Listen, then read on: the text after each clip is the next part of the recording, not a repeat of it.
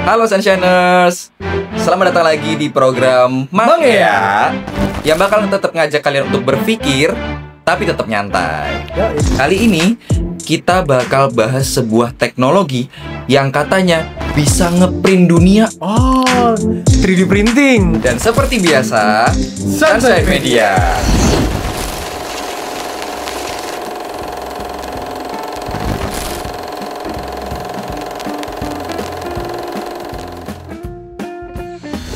Tahu gak sih tahun berapa 3D printer tuh awalnya muncul?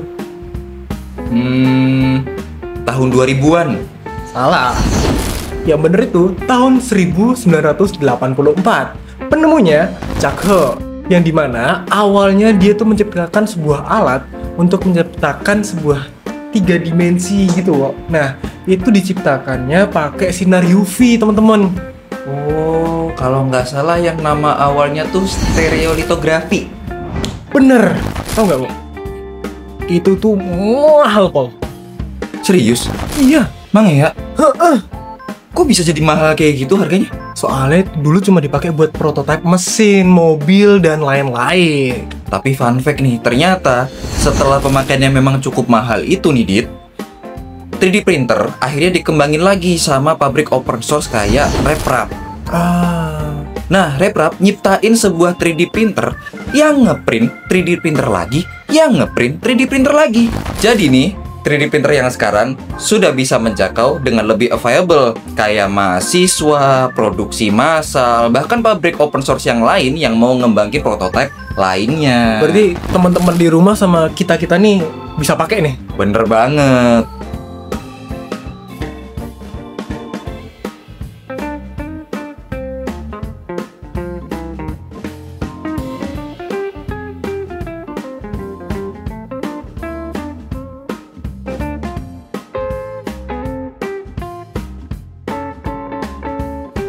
Tahu nggak sih? Selain bentuknya yang futuristik, itu manfaatnya bener-bener kerasa loh di dunia nyata. Bener banget, kayak contohnya nih, di sekolah-sekolah sekarang, alat anatomi, alat peraga untuk IPA, bahkan sampai sekolahnya sendiri, udah dibikin pakai 3D printer. Gak cuma di sekolah nih. Tadi kan udah dibilang nih anatomi dan lain-lain nih. Itu di sebuah klinik, kalau salah aku pernah baca kok. Itu tuh ada klinik yang mereka menggunakan 3D printing ini untuk keperluan kliniknya. Wow, canggih banget. Keren ya? Keren. Dan ternyata bukan hanya di kesehatan sama pendidikan doang loh. 3D printer sekarang udah bisa berpengaruh di dunia pertanian. Kayak contohnya nih, suku cadang pertanian sekarang udah nggak perlu nunggu impor, tinggal print aja pakai 3D printer. Serius? Serius? Wow, keren banget. Nah, selain di bidang pertanian, ternyata di bidang arsitektur sekarang udah mulai dipakai juga nih.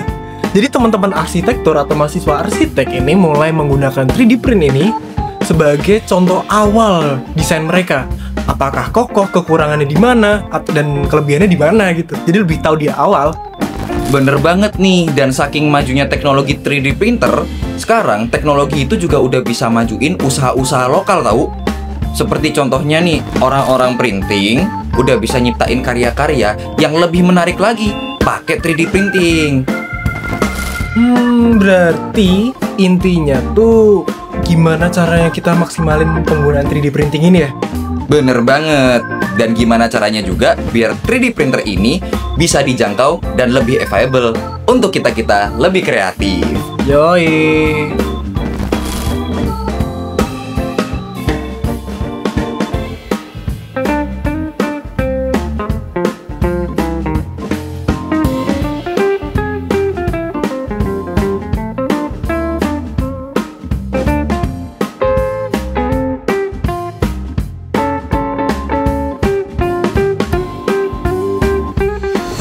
Nah, jadi kesimpulannya 3D printing ini ternyata manfaatnya banyak banget ya.